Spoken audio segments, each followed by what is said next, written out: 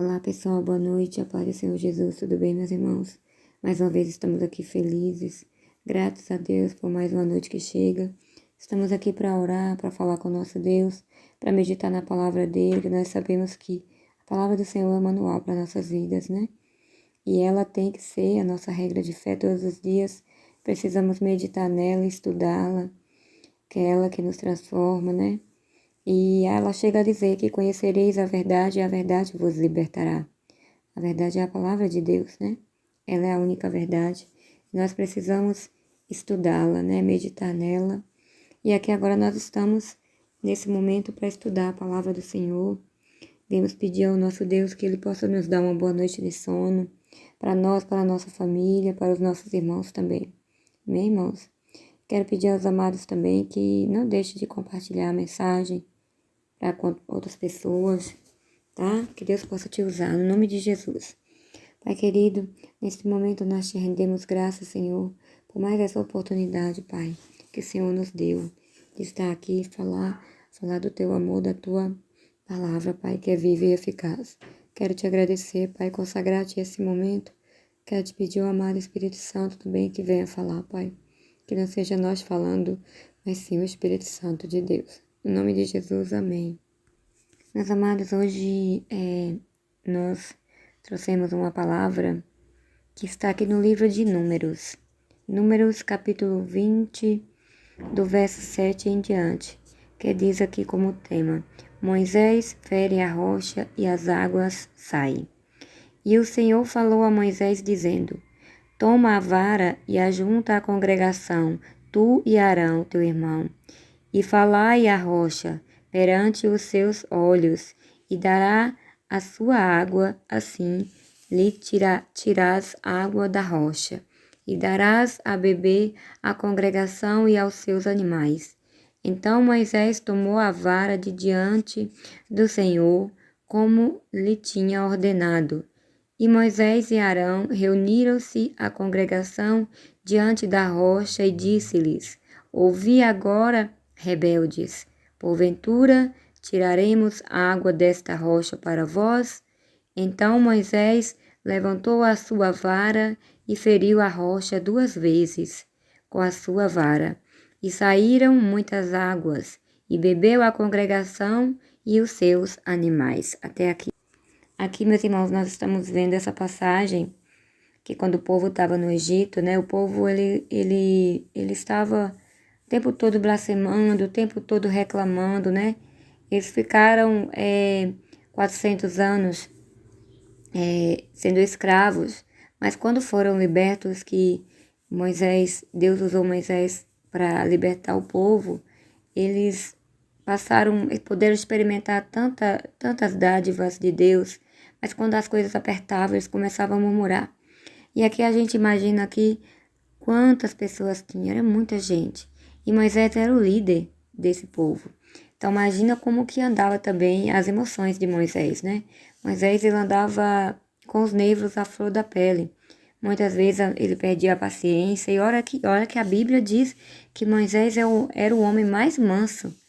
Então, o que Deus tem feito na vida de Moisés capacitou ele de tal forma. O Moisés de antes, o Moisés desse tempo agora era outro.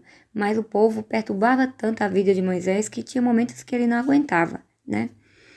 E Deus disse a Moisés, porque o povo havia se corrompido, o povo o tempo todo estava blasfemando, e Moisés, por muitas das vezes, Moisés perdia a paciência. E era normal, né? Tem gente que critica Moisés por tudo que Moisés fez. Irmãos, eu não faço isso. Porque assim, eu gosto de ler a Bíblia e me colocar no lugar de cada personagem, cada pessoa que viveu naquele tempo. É muito fácil hoje a gente assentar e falar: ah, se fosse eu não faria assim. Aqui nós vemos que o Senhor deu uma ordem a Moisés para que ele falasse com a rocha que simboliza Jesus, né? Simboliza Jesus. Que Moisés falasse com a rocha, que a rocha ia dar água, a água da vida, né? Mas Moisés, ele não tinha entendido, ele estava nervoso, por tanta reclamação do povo, né? E aqui ele pegou, levantou a vara e feriu a rocha por 2 vezes. Ele não falou com a rocha. Se ele tivesse falado, a rocha ia dar água para ele. Mas ele feriu. Mas aí veja bem, que muita gente fala assim, mas a rocha deu água. Exatamente, deu.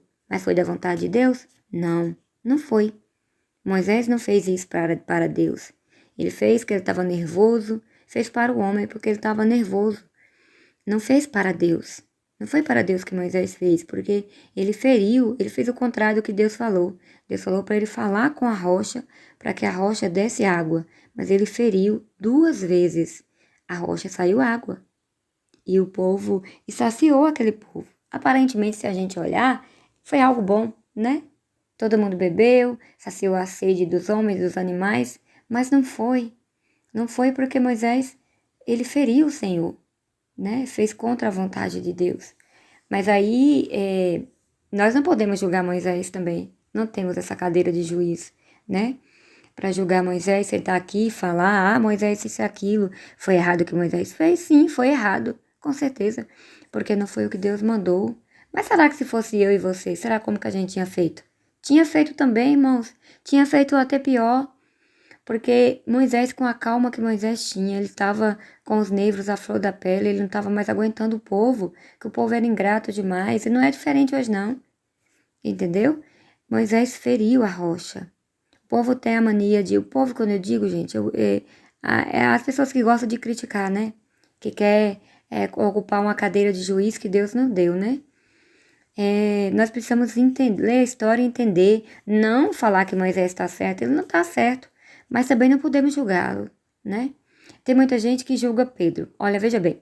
Pedro, quando ele viu Jesus caminhando sobre as águas, lá vem Jesus caminhando sobre as águas, estavam todos os discípulos dentro do barco, correto? Estavam todos lá. Quando Pedro viu, no início eles ficaram com medo, né?